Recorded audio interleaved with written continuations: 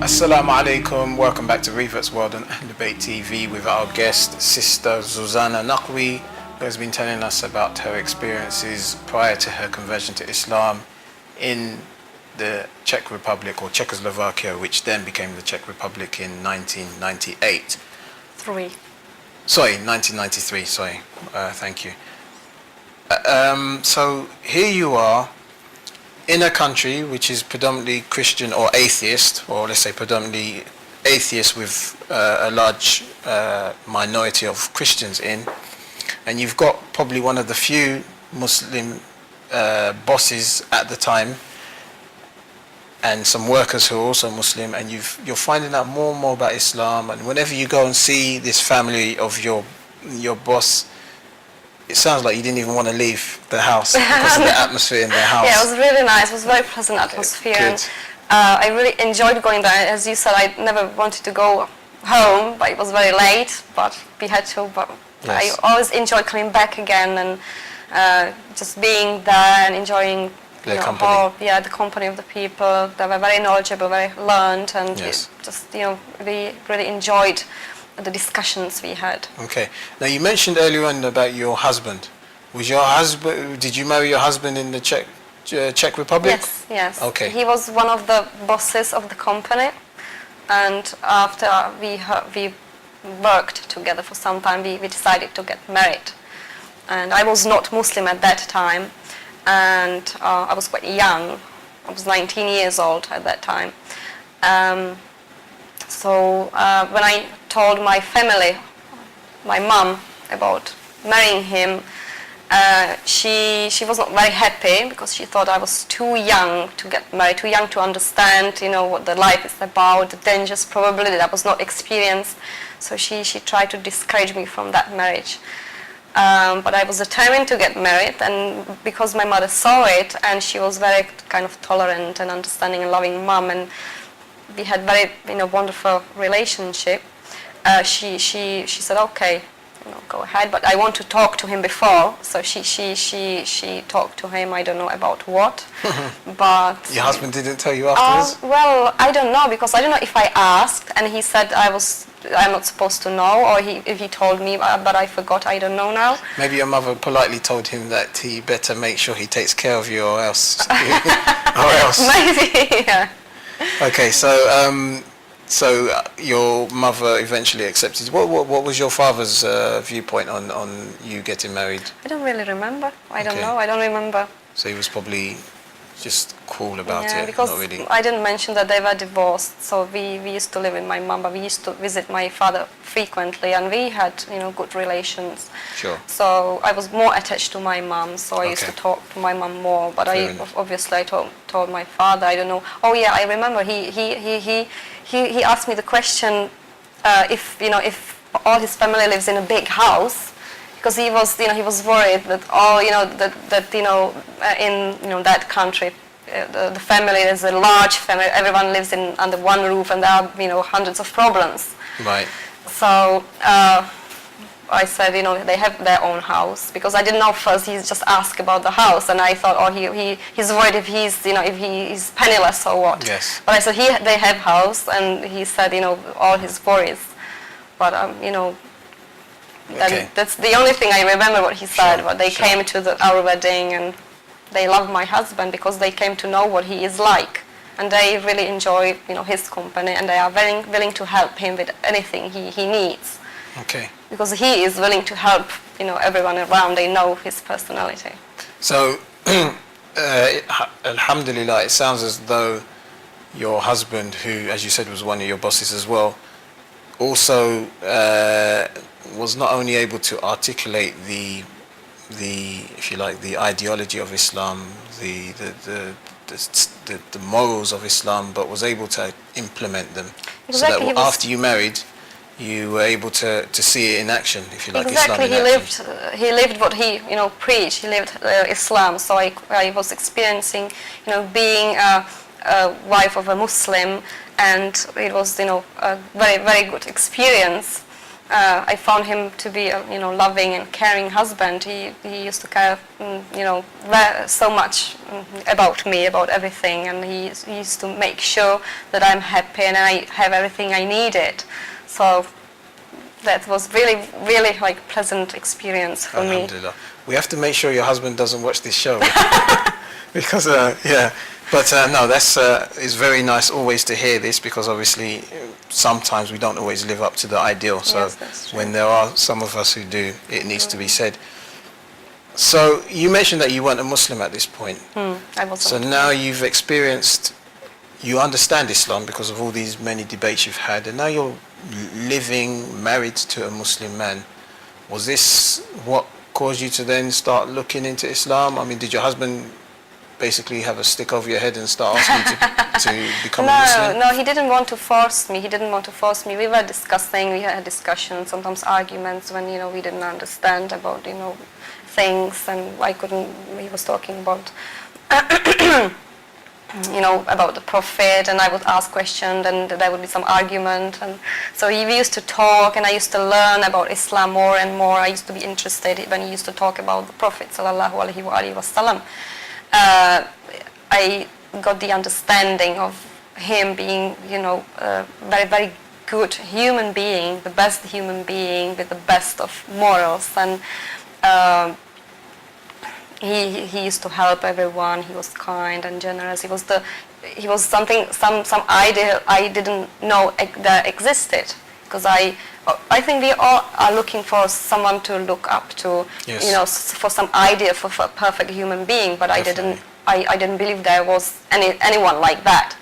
But I was discovering that there was, and it was really, it was lovely. I mean, just to learn that there was a good example of a human being, so I can learn, from that person, from the personality. So through, these discussions, through discovering the personality of the Holy Prophet sallallahu alaihi wasallam, I was getting closer to Islam, or I felt attracted or drawn towards Islam. So it made me like to look into Islam more. I started learning about Islam. I used to borrow books about Islam from the local. Were there many books in your native tongue about Islam, and if so, how was their description of the Holy Prophet? Did it match with what your husband was saying? There were very few books. There was not much about Islam itself, and I was not satisfied with with the quantity, and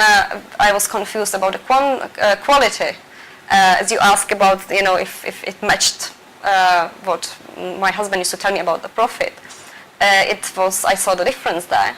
Really? Yes, because what my husband was telling me, as the Prophet sallallahu alaihi wasallam being the perfect human being to be sent by God to guide us as the best example.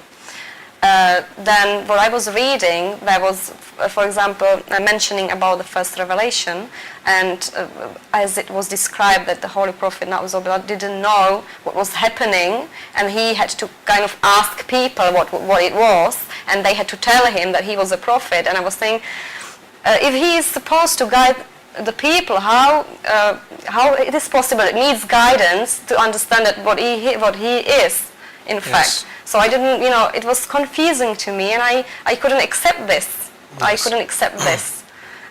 So I think I used to ask my husband, and probably he would explain me that it's not true, and the books, were written by non-Muslims as well. They probably had to get this information from somewhere. But I say, my husband is a Muslim, he says something, and these are non-Muslims, so I will accept what my husband is saying, which it makes sense. It makes more sense than that what I was reading. Yes. Was one example of the inconsistencies and the differences.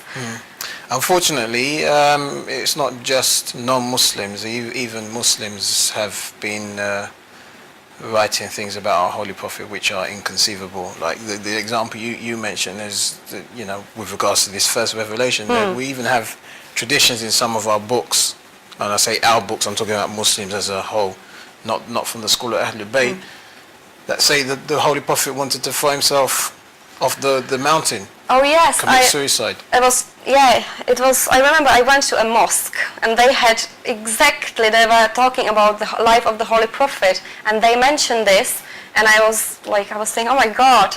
And it was mentioned that the people were kind of holding the Prophet not to jump out from the mountain, and Yes. I had to leave that room because I couldn't bear, this information. I couldn't believe a Muslim can take this and really believe this kind of thing. Yes, yes. Unfortunately, this is the reality in which we live. But of course, we need to continue to propagate the true personality of the Holy Prophet. What other things? Were there any other inconsistencies that you came across? I know you were mentioning about the personality of the uncle of the Holy Prophet. Abu Talib. Yes. What I was reading, I didn't know anything about this personality very much because I was not Muslim at that time. But they were writing that he loved the Holy Prophet very much. He protected him. He supported him. He gave him support. Yet he remained unbeliever.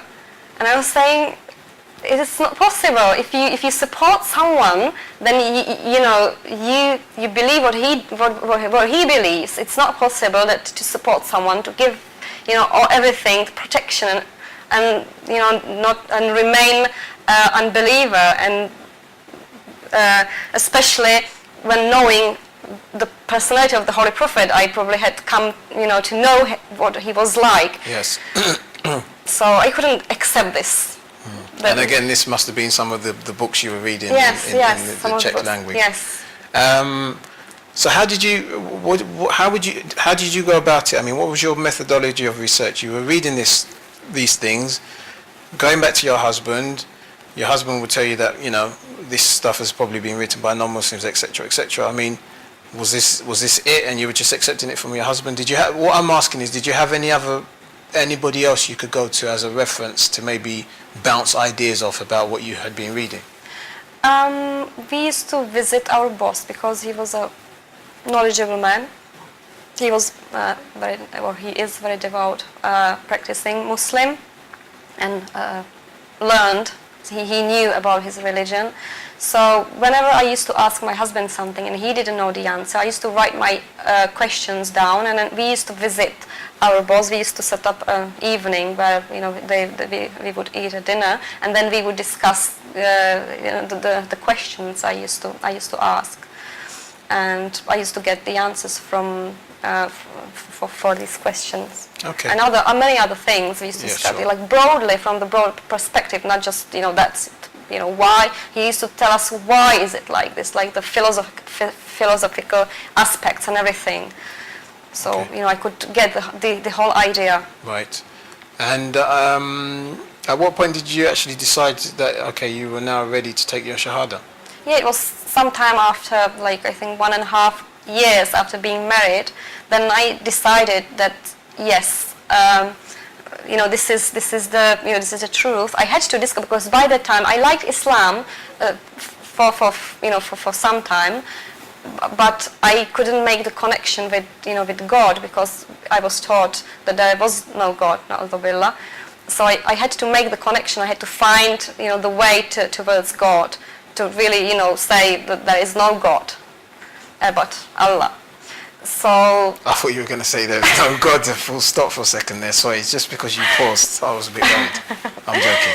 No, so it took me a while.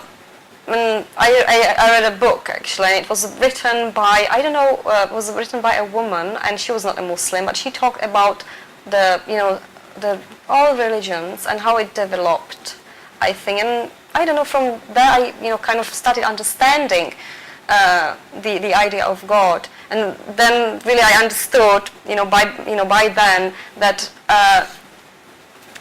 that Islam is basically or the message of the Holy Prophet is the last. I mean, it's the same message all the prophets preached. It's Yes. just the Prophet sallallahu alaihi wasallam is the seal of the prophets, is the last one, but it's the same message. It was just passed down, and people distorted it, so they had to come another messenger just to clarify it. So I understood this, and it was like, it was like wow, because before that